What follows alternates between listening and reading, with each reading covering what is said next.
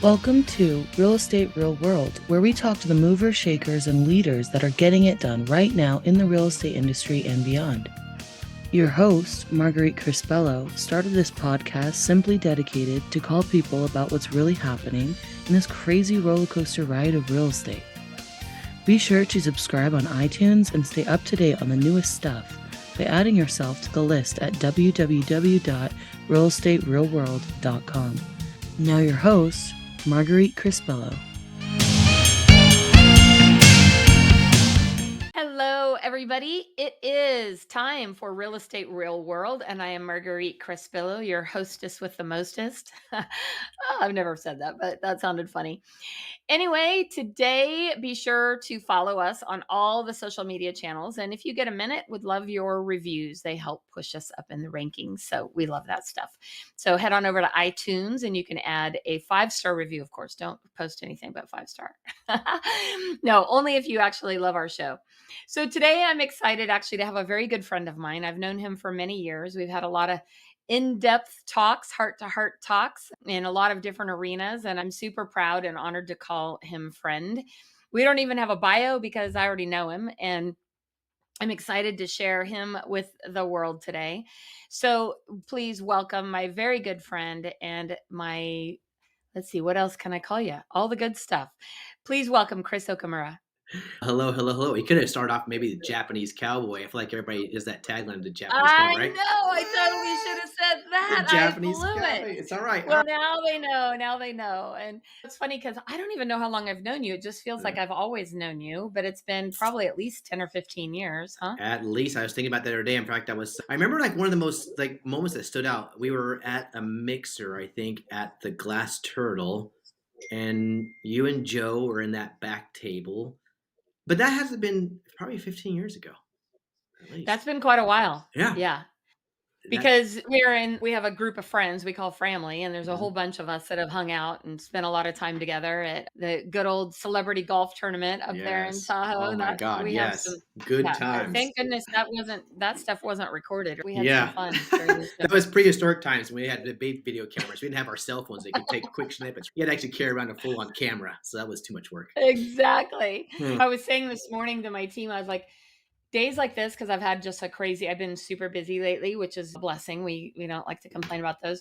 But I was saying days like this, I wish I literally had a video camera that watched my every move, because the amount now of ways to communicate is like over the top. From text messages to I have 2 Google chats going on with my team, and I have 2 groups, my production team and my EXP team. And then, of course, Facebook Messenger, Instagram Messenger, now TikTok Messenger, and like too much. It's like, and that doesn't even count email. And thank goodness, like we hardly ever get voicemails anymore. I don't even know what I would do if I had a voice. Yeah, people just don't answer their phone Do you anymore. remember back in the day when we had good old like desktop phones, and you'd get home, you had a voicemail answering machine. You had to sit and listen to each message while people droned on and on. Yeah. Could you please leave a message that's 10 seconds or less? I think by the way, I feel like nowadays with all the accessibility we're talking about, right? So much places and ways that you can get connected like in a macro of a second, that we've taken away that ability to really appreciate the time sensitive part of it, where everybody expects you to respond back in 2 seconds. If you don't, like, what's wrong with you? Whereas again, years ago, you had to go home, listen to your answer machine, and you may that evening hear somebody left a message with you the moment you left the house in the morning at 6 a.m. and you finally get back to them at 6 p.m. or 8 p.m. Or you don't call them at all till the next day because you just don't feel like calling anybody. That level of connection has now changed, where people they take it too personal. If you don't respond back to me in 2 seconds, then you're something wrong. And I think that's a craziness in my That's actually an interesting conversation. We had no plan for today's convo. Whatever we talk about, we're talking about.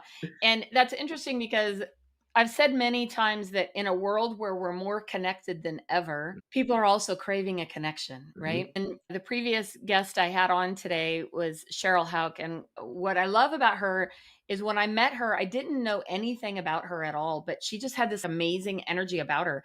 And you wouldn't know that until you actually get within somebody's circle, right? Within like maybe 5 feet of them, and you get to see and connect with people. And I'll tell you, Chris, what I've always loved about you is that whenever I do see you, it doesn't matter how much time has passed, it doesn't matter what has happened. I just love you to pieces. Mm. And I always feel connected to you in some way, right? And what I love too is when people's eyes light up, right? What is the most important thing to a child is that when you walk in the room that your eyes light up. And I think that's important as adults, right? When you see somebody, you're like, oh my gosh, it's always so good to see you. I think that energy is more important than ever in a world where we're so connected. What do you think? Oh, 100%. But it's more authentic. Because I feel like, again, the double-edged sword with the way the connection is and the social media platforms and all that stuff, there's so much, I want to call it fake and zero authenticity to behind it, which allows people to create this alter ego of who they're not. It's ultimately like who they wish they could be in the eyes of the world. So I think as much as we're craving that connection, I think it's fueled by a little bit of insecurity more than anything else, which is a level of codependency. I don't want to go deep in the weeds. It's like maybe we can get Dr. Phil all day long about it, but I think there's a lot of more creation of self-inflicted, like lack of self-esteem, insecurity issues, codependency issues, because as much as we are connected, we're disconnected on an internal level of who we are as an individual. And again, it's this over influx of too much information. Right? Years ago, when we didn't have access to our cell phone and social media platforms, we never would have heard of half the stuff that goes on every hour in the world. And knowing what's happening here and there, it's like too much. And it made life more simpler. It made us really appreciate life on a more grander scale. And it required most of us to plug into ourselves, which I tell people all the time, man, if you're not living with yourself and understanding how to live within your own skin, there's a problem with you. If you have not spent time alone in your life, I feel bad for you because you need to really be okay with that. So yeah.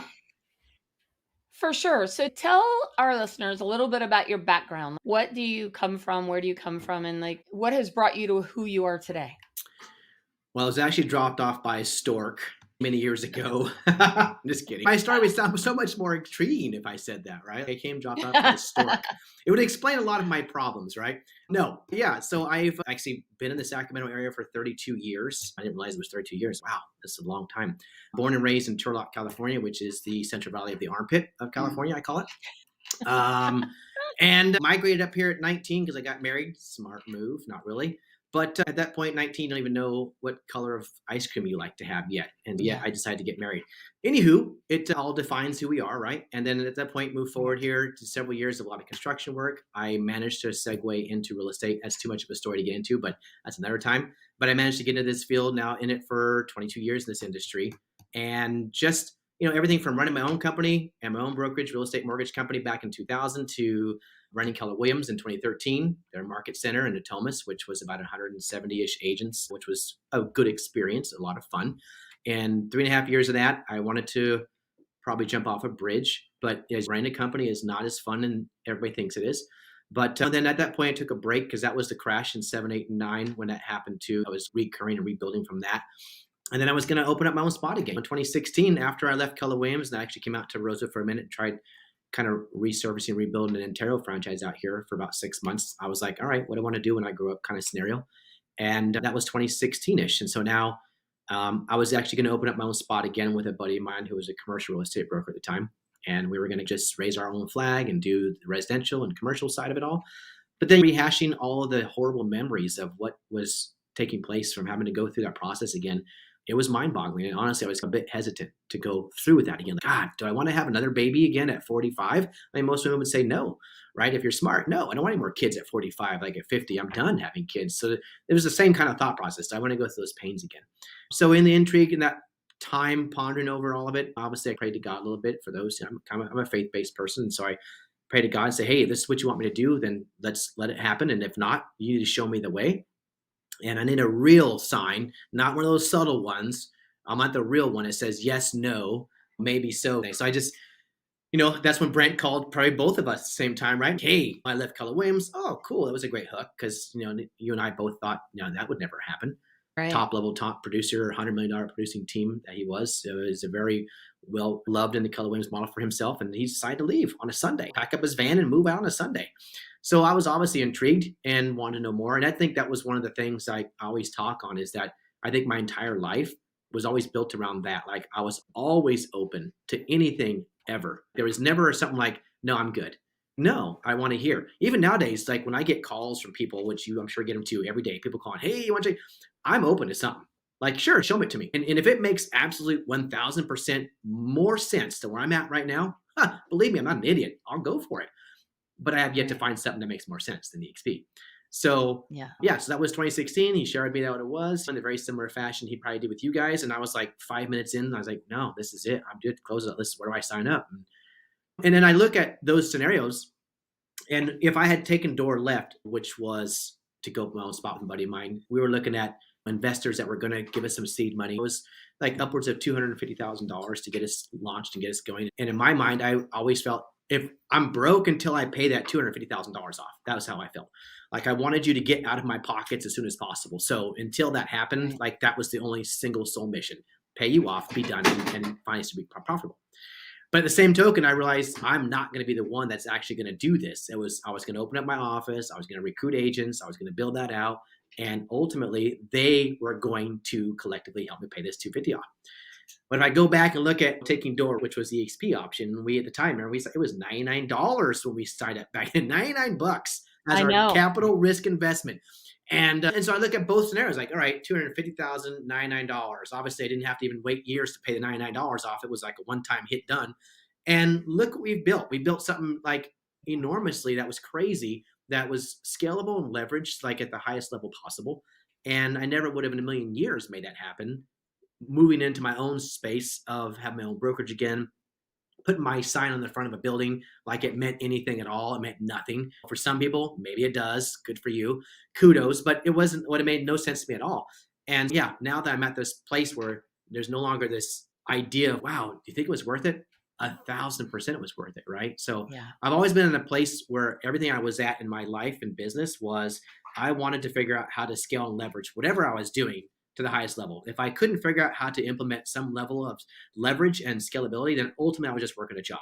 That's what it is. So out there right now, if you're listening, if you're not like currently finding ways to scale and leverage your business, and I'm not saying leverage is go hire some Joe Schmo to come in and take the deals for you while you're on vacation. That's not leverage. That's not real leverage. I'm talking about real leverage that you could scale.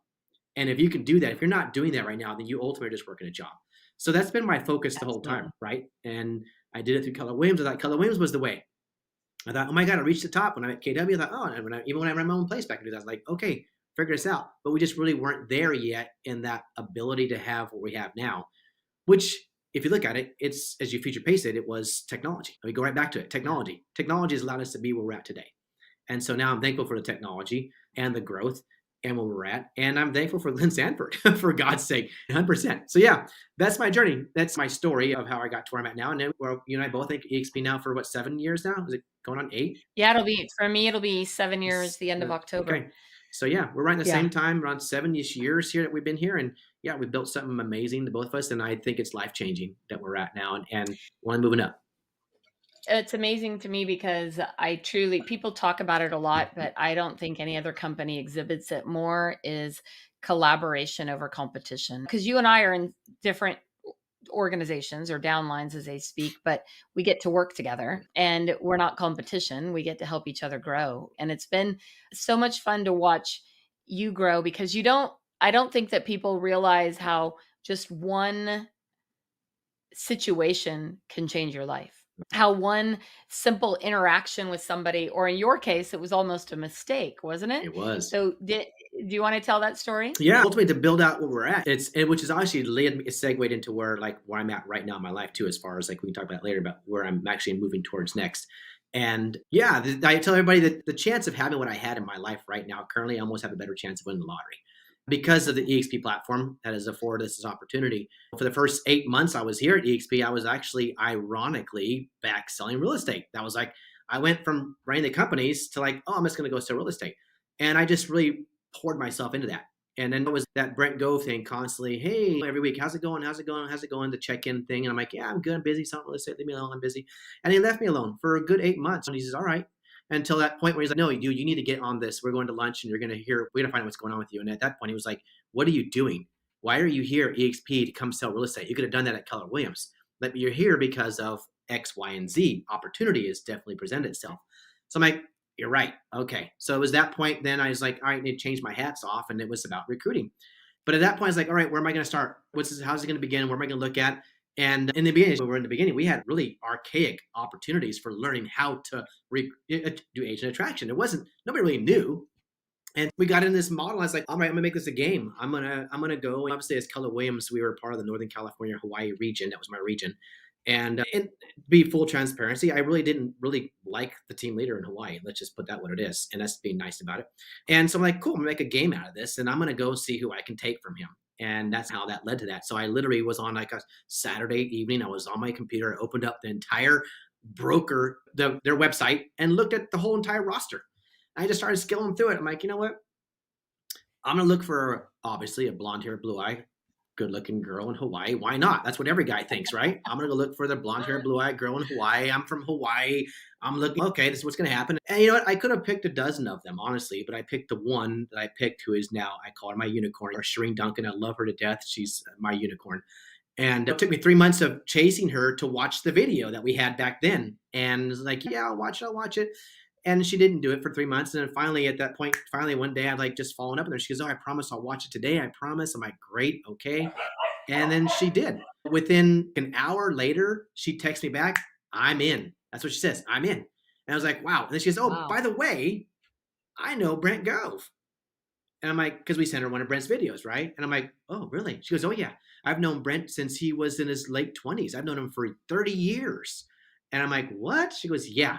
We sold Amway together, blah, blah, blah, blah. And I'm like, holy crap. So again, there's like the second miracle, right? First one, which I'll tell you here in a second, was she thought I was someone else. When we found out, met each other 6 months later in person, she says, you know what, Chris, I'll tell you the truth. I thought you were someone else when I actually accepted your friend request on Facebook. She goes, oh, how funny. She goes, I was actually at one of my listings in Kailua 3 weeks prior to that.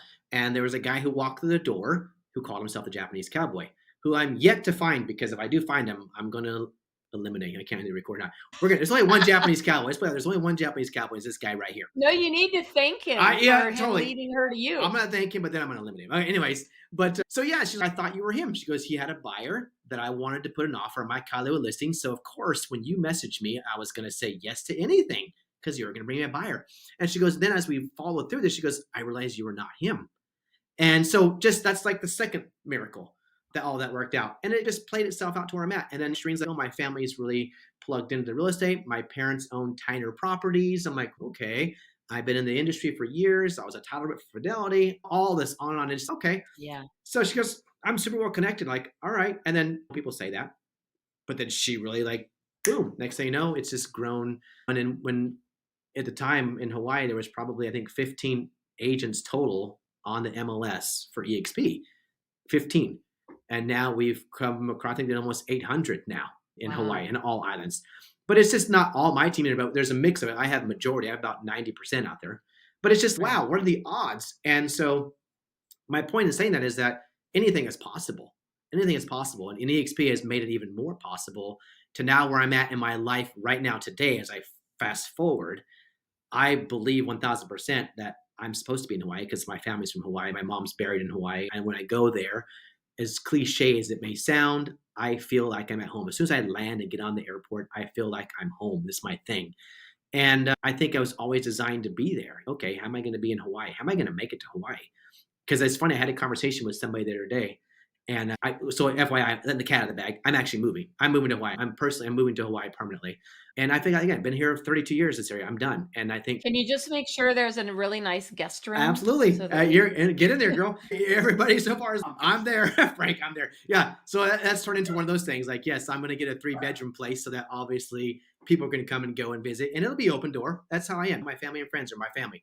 But yeah, it's just so I'm now moving to this position where, okay, why not? And everything has opened that door. EXP's opened that door. And I never would have had that. And when I told my friend that, they're just like, hey, guess what? I'm moving to Hawaii. They're like, oh my God, really? I'm like, yeah. She goes, you remember we talked about it like 10 years ago? We did. I remember having a conversation with her about 10 years ago. And I said, yeah, one day I'm going to be in Hawaii.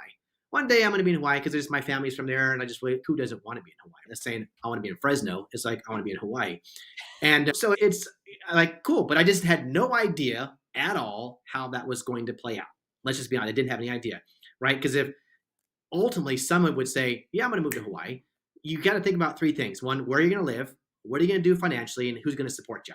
Because moving to Hawaii is really expensive. It's not cheap. So if you don't have those three things mapped out, you're probably going to live on the beach next to the homeless guys and shower on the surfing showers. That's what you're going to be doing. Which, if you're going to be homeless, like that's the place. That's the place to be homeless. 100%. If I was homeless, I'd be homeless in Hawaii. But yeah, truth be told, is if you don't understand those three things, but all three of those boxes are checked for me. Like EXP has allowed us to have this business that I could be anywhere. We don't have to be in one place to do our business. And yes, a large majority of them, 400 plus, is in Hawaii. Why not? And I have a place to stay, things to do until I get out there and transition. It just makes sense. So yes, to tell you that story, I probably sidebar too much. I got squirrels. I did too much. No, I think that it's interesting how life is like a series of synchronicities, a series of little things that lead you to where you are today, which I can say the same thing for me. I spent 22 years owning and running an independent brokerage. Then we ended up shutting it down a year before EXP came around. Mm-hmm. And truth be told, if Brent had come to me a year earlier, I would have not been open to discussing it with them or open to that opportunity.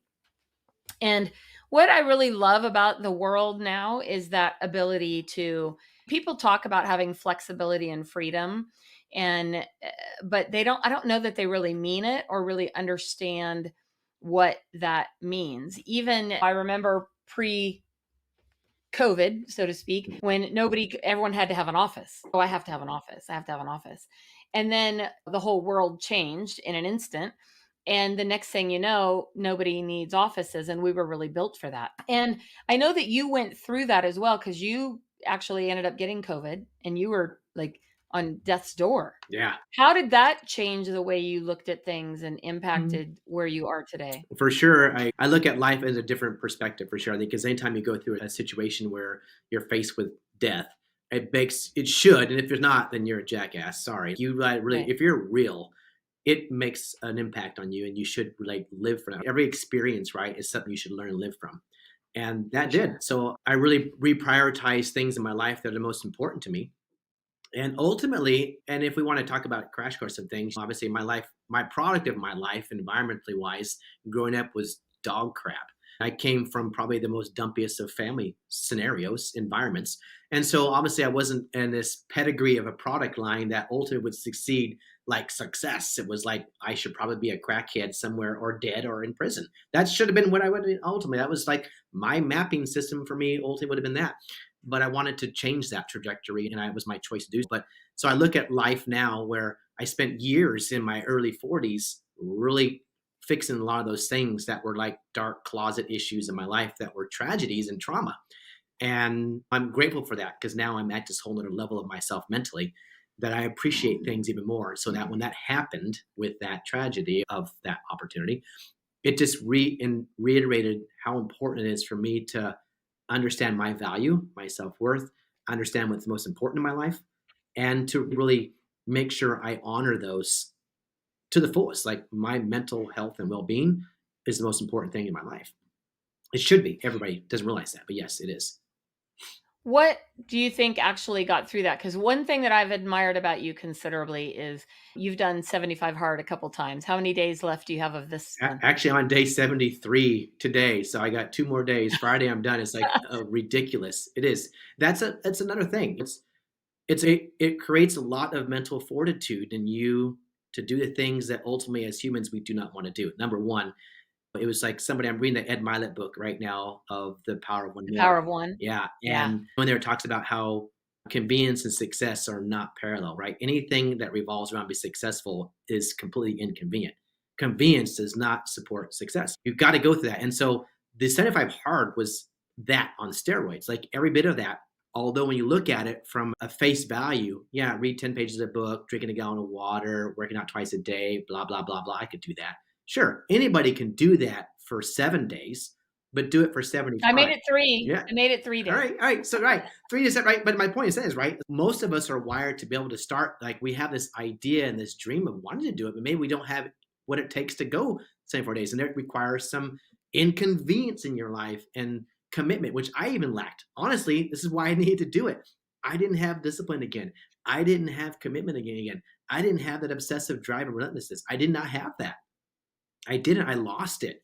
And as my experience coming out of what I did recently, personal things in life happened, and now it's put me to where I'm at now. But I'm also, everything that happened to me in my life recently within the last 12 to 18 months personally has been a betterment for me at every level. Like, I'm grateful for what I've gone through. As painful as sometimes you feel at the end, I'm very grateful because it was a great experience that has put me to where I'm at today. I'm here where I'm at exactly because of that experience. And I appreciate and respect everybody in my life that's been a part of it. So what has been your greatest lesson out of this most recent round with 75 hard? Control and the ability to learn to surrender. I've been this my entire life, and I go backstory real quick again. I've been on my own since I was 15. For those who know, yeah, my mom died when I was 15. I've been on my own since 15. My dad was pretty much a POS. It was a 2x4 as far as anything that he needed to give me as far as like help and support and guidance to be a man. So I learned it on my own through the school of hard knocks growing up, street smarts. The guy he had a school. I stopped school because I had to go to work full time. So it was not, again, my environment was not in alignment to be success. It was aligned to go to prison. It really was. But I've been in control because at 15 and 16 years old, you should be enjoying your life as a teenager, not having to work full time and figure out where you're going to sleep, where you're going to eat. And so you have to have a lot of control of your environment to survive.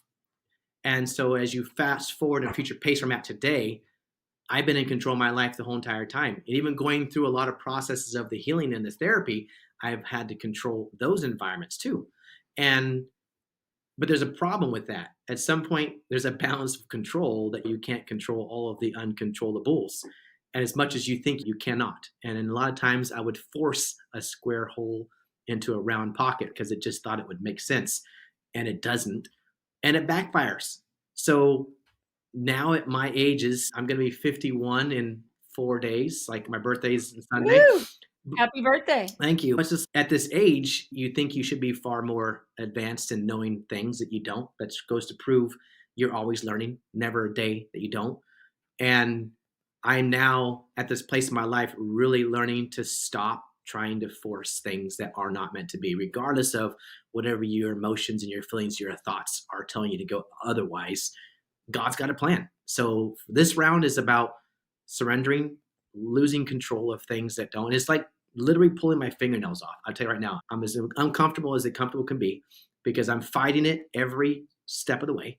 I really am. But at the same time, I'm also started the first this year in January. I started doing the Hal Elrod Savers.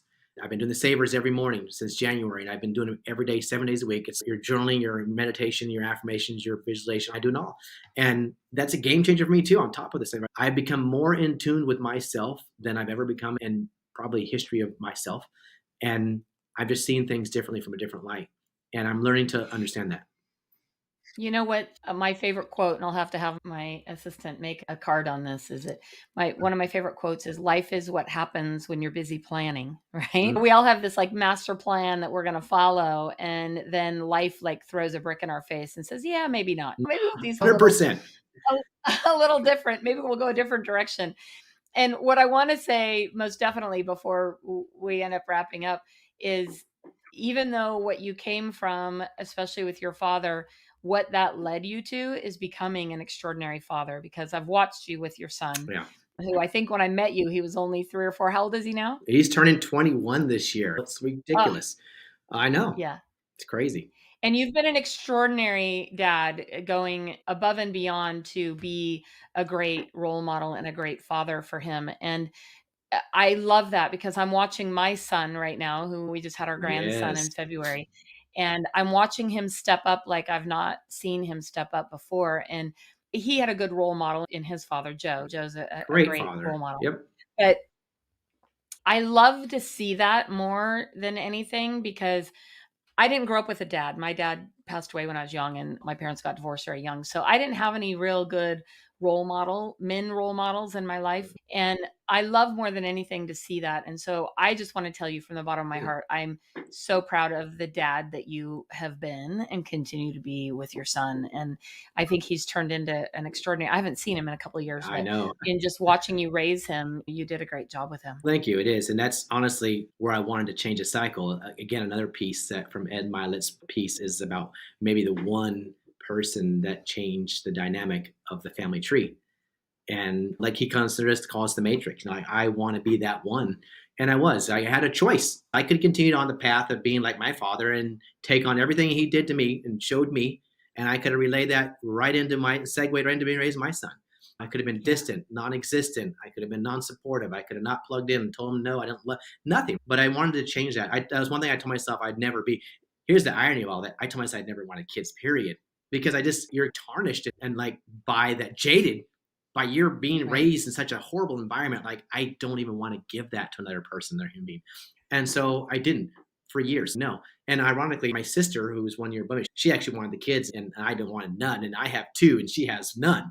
And it's here we go. Aw. So it's played out the way it's played out. And I have changed that trajectory and I forever want to be a different impact on my son's life. And it's proven that way. And so thank you. I appreciate that. I kind of want to pride myself on that, to be able to be a better father than my dad was. You should be very proud.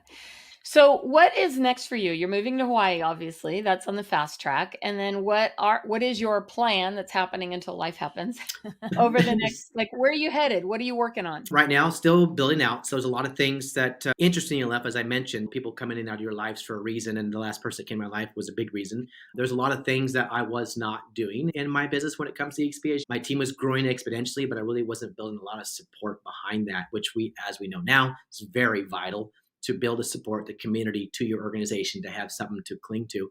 And gratefully and blessed that she was able to help me get this started and identify things in which I needed to do and change. And so now I've been working on that. I started that probably around about 18 months ago, really building on that. And now it's just continually fine tuning it and building that and building out the legs to that, extensions of all that. So it will be more of a larger community than it already is. My group's called Team Freedom. So it's about growing that. And so at this point, that's kind of all I'm really focused on, is really being a support and growth to those people. It's interesting too, like the first of the year, as I was doing these savers, we wrote down some of our goals for the year of what I wanted. And here's a funny thing. I don't think many people really understand this. When you ask somebody a point blank question, like, what is your purpose? And I was asked that many times. And honestly, I couldn't give you a fair answer. I don't think many people really think that deep. It's a surface thing. I didn't have a purpose. I really didn't. And I think without purpose, you lack luster and there's no fulfillment. That's really the truth. Yeah. So I really sat down and thought about what my purpose was going to be for this year. And it's the irony of it all is I wrote down on a legal pad that I look at every morning. I said, my purpose was to become the person that I need to be to create the success, freedom, and wealth and quality of life in which I truly want to have. I have not been that person. But ultimately, the vehicle was going to be designed to selflessly help others become the best version of themselves. And I believe that's my purpose in life. I love doing things like this. Thank you for having me, by the way. And I love pouring back into others. I truly do. I love coaching. I love building. I love watching people succeed. And I think that is my calling, is to be there as some level of a beacon of light to those. I've been doing these reels now and videos every day. And most of the stuff, it really is authentic self. I don't script any of that stuff. People like, don't. On my walks and my runs in the morning, I listen to podcasts and stuff and the books I'm reading. And when I come back to that, just whatever strikes me, I have this conversation in my head and that's what I think about and I write it, but it comes from my heart and I just speak it. And because you know why? All my experience is from all the crap and the shit that I went through in my life. The gutter I had to climb through in my life is where now they say the best therapists are the ones that had the worst lives, right? The best therapists. I would agree, right? 1000%. Yep. Because we've been through it. We understand it. We've crawled through the mud. Know what it's like to be in the shittiest of shittiest spots. It is what it is. We know it. And now we come out of it. We've climbed out of it. And now we have these stories of like events and the journey that we've been through. And I want to share it with people. I want to give people this opportunity to really because I believe that most people just sell themselves too short in life. They have so much self-doubt. And if we want to throw in how the world and society as a whole has changed on a level of social media, we've created a bunch of very narcissistic, very self-invoiced people who really are shallow. And I'm going to say that with Lila. They're shallow. There is no real solid people anymore. And it's sad. And that's what we're going to look forward to in the rest of our moving forward in this world. So yeah, that was my thing. My purpose was to become that person. And I realize now, even though I'm going through some levels of pain emotionally and mentally of my current state by various reasons, I realize that God has a plan for me and he really has been grooming me to become that person that I needed to be. And that's where I prayed for it. I asked for it and now I got it. So my word of advice, be careful what you pray for because you might get it, but you just don't see it in the way in which you think you're supposed to see it. You're like, why am I going through this right now? Oh, that's right. I asked God to let me become the person I need to be. Well, you know what's interesting is there's a ladder of success, right? Or people call it a success ladder, whatever you want to call it. But what they don't see is that there are steps on that ladder. And most of the people that I've known who've been successful, that ladder has got a lot of steps on it. And each one of those steps has been an experience that you've gone through that you said, okay, now I need to go on to the next step. Now I need to, like, each one of those experiences created a piece of who you are to become that version of success that you're building and growing. And that version of success can change all the time as well. My version of success from 10 years ago is different than it is today. And now I'm like you, I'm genuinely looking to really have that freedom and that flexibility to be and go anywhere you want and do whatever you want. That's my favorite question to ask people. If money were no object, you had all the money in the world and all the time, what would you be doing? And it's interesting to watch people's reaction to that and how they respond or don't even know what to think because they haven't dreamed beyond that. And so I'll ask you that question. Obviously, you're headed that direction, but if money were no object, what would you be doing? It's what I will be doing is, to be answered the question, absolutely. Because ideally, I think we're both in the same boat, right? We're building something ultimately to leverage ourselves so that we financially can do whatever we want. And we're on our path for that. As we can see, the people in front of us, right? The Brent Goves, the Gene Fredericks, all those guys have already paved the road. So it's not like it's unrealistic. It's real, whether we want to take advantage of it. So my life will now be looking is firmly, I'm going to continue my purpose of actually, I think for the rest of my life, I want to go out as a legacy of people knowing that when I die, that they can remember all the things I did to help change their life for the better. Chris was this Yeah. person that helped me see this and helped me identify that and helped me understand this. And I became a better person because Chris became a part of my life. That's what I want to be known as, that guy. I don't want to be known as the guy, oh my God, Chris had all this money. No, I want to be known as the guy. That's what Chris was. But in order to do that, yes, you got to be in a place to be able to facilitate that. So yeah, my life moving forward with money as no object, what would I be doing? It would be doing that, pouring into others. And I actually have it visioned out. Like I'm going to be moving to Hawaii to do some things over there to build more of a community and a culture and collaborativeness that is not yet gelled, to bring it out there to the islands and start something out there. But the same token, I'm going to be back here too. But I'm going to buy a motor coach. That's been my thing this whole time. Buy a motor coach and drive across the U.S. because we can, and visit our teams and pour into them and do events and be there for them to help grow and give them all the same opportunity that you and I have, right? To build Yeah. that legacy that's worth having. So that is what I will be doing. Chris, this has been a fabulous conversation, which Yeah. I knew it would be, because again, I adore you. I love you too. And I'm so excited to watch you evolve as I have over the years and what you've accomplished and who you've become. It's been amazing to watch, and I'm just excited to watch where you're headed. So thank you so much for joining us today on Real Estate Real World. We're thrilled to have you here, and I look forward to hanging out with you in, hey, maybe a few days. You got a birthday coming up and you're going to be off 75 hard. I know. Did you time that perfectly so you'd be off it in time for your birthday? Actually, no, I didn't. It was kind of like we just had this conversation like, all right, I'm going to start to 75 hard. And here we go. And as I mapped it, I was like, oh, crap, it's going to end June 1st, June 2nd. That's right for my birthday. Interesting. So yeah, I didn't really plan it out. But no, equally the same. You know, you guys both, I love you guys both. Like you are like my family. We've created an amazing kindred relationship between us. Like it is family and blood. And I adore both you guys to death. I respect you guys too tremendously, both you guys. And I love watching you both too, which is why I love being a part of EXP, because it's a family that I never thought I'd never have. So yeah, I'm grateful for that. You end up building a family that doesn't necessarily mean blood, but it can be stronger ties than blood, right? 100%. It's what you make it. So honored and thank you. Blessed to be on this part of this too. Thank you for thinking of me. Thank you again for being here today. And thank you everybody for joining us again on Real Estate Real World, where we get to talk to all the cool people. And be sure to follow us on all the social channels. Be sure to leave us a review on iTunes if you have a minute. and follow us YouTube, we're on all the places, Spotify, and all the Everywhere. good stuff. So thank you again for joining us, and go out and make it an amazing day. Thank you for joining us today on Real Estate Real World, where we talk with masters and leaders in real estate and beyond on how we can raise the bar in our industry. Please subscribe over on iTunes. And while you're there, be sure to give us a review. Your reviews encourage us and help others find our podcast. For show notes and hot topics on what's going on right now in our real estate industry, pop on over to www.realestaterealworld.com and add your name to our email. Thanks again for listening.